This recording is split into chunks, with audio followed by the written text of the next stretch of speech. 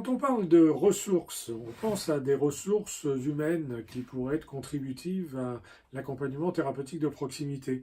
Par exemple, qui est-ce qui pourrait aider le patient autour de vous? On peut aussi penser à des ressources d'information, des documents, des liens Internet, des ressources de formation, d'éducation thérapeutique dans des lieux comme les hôpitaux, ou bien d'autres professionnels de santé qui vous entourent, des centres de santé, ou même aux ateliers santé-ville. On peut penser aussi à des ressources de soutien, d'accompagnement, comme les associations de patients, des structures médico-sociales, d'aide sociale, des structures culturelles, etc. Mais en fait, ce que je voudrais, c'est réintégrer la notion de ressources dans l'accompagnement thérapeutique. Depuis le début de cette série de vidéos, nous vous avons indiqué que cette notion de centration sur le patient était vraiment importante et il nous faut vraiment considérer que le patient est acteur ou co-auteur finalement principal de sa santé. Le rôle fondamental du patient, du médecin plutôt, est d'inclure le patient dans une démarche décisionnelle partagée, dans la recherche de solutions qui seraient co-construites avec lui de façon réaliste et applicable, et puis dans une analyse partagée de leurs effets en s'appuyant sur les expériences vécues par les patients. Il nous faut aussi concevoir que la démarche d'accompagnement thérapeutique s'appuie sur plusieurs modèles d'intervention, plus ou moins combinés suivant les situations.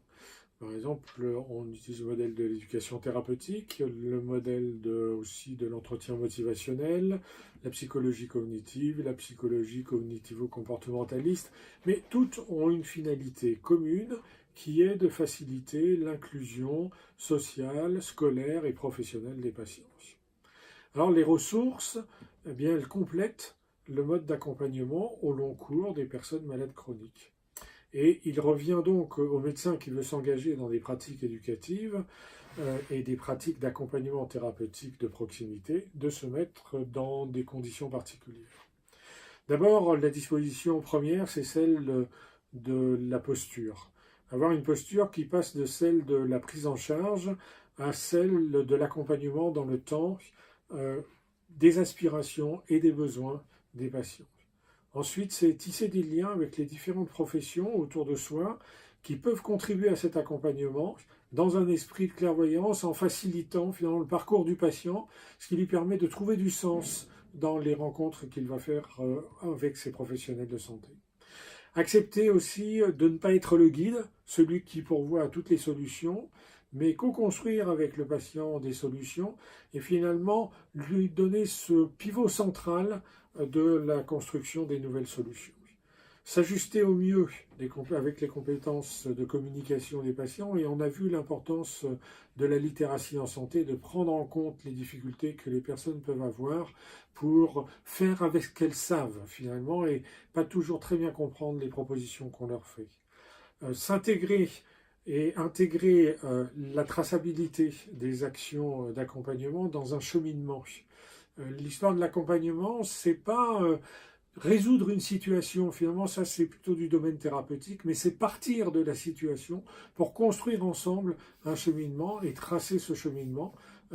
Donc c'est pour cette raison qu'on a travaillé ensemble sur un référentiel de pratiques d'accompagnement thérapeutique de proximité.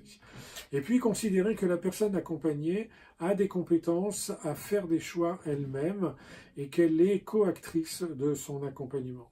Finalement, c'est le patient qui est la première ressource de ce partenariat et dans le sens où c'est lui qui contribue à faire bouger réellement les lignes.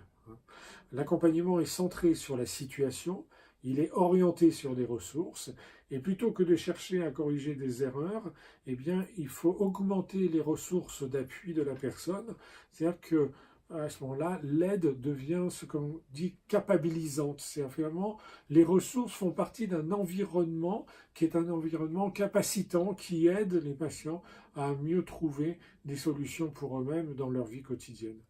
L'accompagnement est une démarche qui est basée sur non pas des obstacles et des problèmes, mais sur la façon de contourner et de trouver tous les cheminements des possibles par rapport aux contraintes qui arrivent dans la vie. Donc il nous faut inscrire la contribution des ressources qui nous entourent comme étant des éléments d'appui dans le cadre de la complexité des situations vécues par les patients.